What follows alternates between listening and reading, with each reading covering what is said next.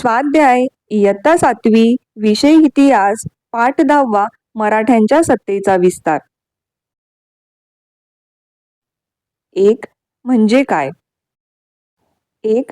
चौथाई. उत्तर: कोणत्याही सत्तेला अन्य प्रदेशातून महसूल उत्पन्नाचा 1/4 भाग गोळा करण्याचा जो हक्क असतो त्याला चौथाई असे म्हणतात. 2. सरदेशमुखी. उत्तर: कोणत्याही सत्तेला अन्य प्रदेशात जो महसूल जमा होतो त्या महसुली उत्पन्नाच्या 1 भाग वसूल करण्याच्या अधिकाराला सरदेशमुखी असे म्हणतात. प्रश्न दुसरा. एका शब्दात लिहा. 1. बाळाजी मूळचा कोकणातील या गावचा होता. उत्तर: श्रीवर्धन. 2. बुलंदखंडात यांचे राज्य होते. उत्तर: छत्रसाल राजाचे. 3. या ठिकाणी बाजीरावांचा मृत्यू झाला. उत्तर: मध्य प्रदेशातील रावेरखेडी. 4. पोर्तुगीजांचा पराभव यांनी केला. उत्तर: चिमाजी आप्पा. प्रश्न तिसरा. लिहिते व्हा. 1. कान्होजी आंग्रे. उत्तर: कान्होजी आंग्रे हा मराठ्यांच्या आरमाराचा प्रमुख होता. त्याने महाराणी ताराबाईंची बाजू घेऊन शाहू महाराजांच्या मुलखावर हल्ले केले. त्यामुळे त्यांच्यासमोर कठीण परिस्थिती निर्माण झाली. या परिस्थितीमध्ये शाहू महाराजांनी बाळाजीला कान्होजी आंग्रे विरुद्ध पाठविले. 2. पालखेडीची लढाई. उत्तर: बादशहाने मराठ्यांना दक्षिणेच्या मुघल सुभ्यातून चौथाई सरदेशमुखी वसूल करण्याचे अधिकार दिले होते. याला निजाम उल मुल्क याचा विरोध होता. त्याने पुणे परगण्याचा काही भाग जिंकून घेतला. बाजीरावाने निजामाला शह देण्याचे ठरवले. त्याने निजामाचा औरंगाबाद जवळ पालखेड येथे पराभव केला. 3. बाळाजी विश्वनाथ. उत्तर: शाहू महाराजांची मुघलांच्या कैदेतून मुक्तता झाल्यावर त्यांनी बाळाजी विश्वनाथ भट यांना पेशवा केले. बाळाजी मूळचा कोकणातील श्रीवर्धन गावचा. तो कर्तृत्ववान व अनुभवी होता. शाहू महाराज हेच मराठ्यांच्या राज्याचे खरे वारस आहेत हे पटवून देऊन अनेक सरदारांना त्याने शाहू महाराजांकडे वळवले. 4. पहिला बाजीराव.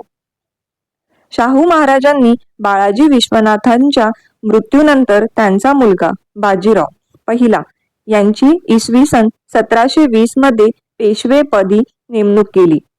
पेशवेपदाच्या 20 वर्षाच्या कालावधीत त्याने मराठ्यांच्या सत्तेचा विस्तार घडवून आणला. त्याने निजामाचा पालखेडच्या लढाईत पराभव करून मावळ्यांच्या सुभेदाराची सनद मिळवली. प्रश्न चौथा. कारणे लिहा. 1. मराठेशाहीत स्वतंत्र 2 राज्ये निर्माण झाली.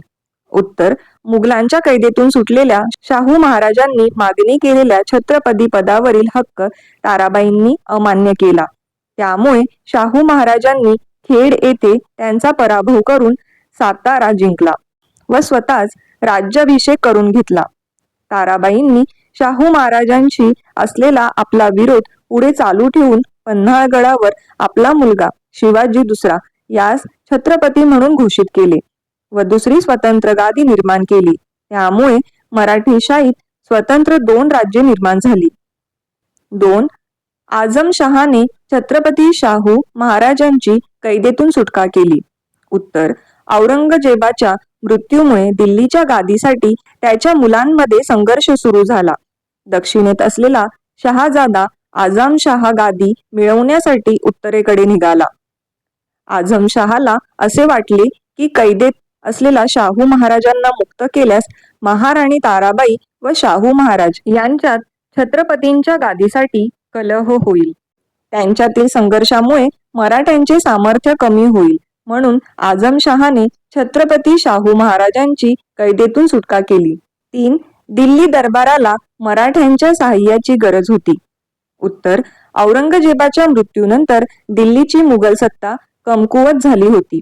तिला वायव्येकडून होणाऱ्या इराणी व अफगाणी आक्रमणाची भीती होती. आसपासच्या पठाण, राजपूत, जाट, रोहिले या स्थानिक सत्ताधीशांचाही धोका मुघल सत्तेला होता.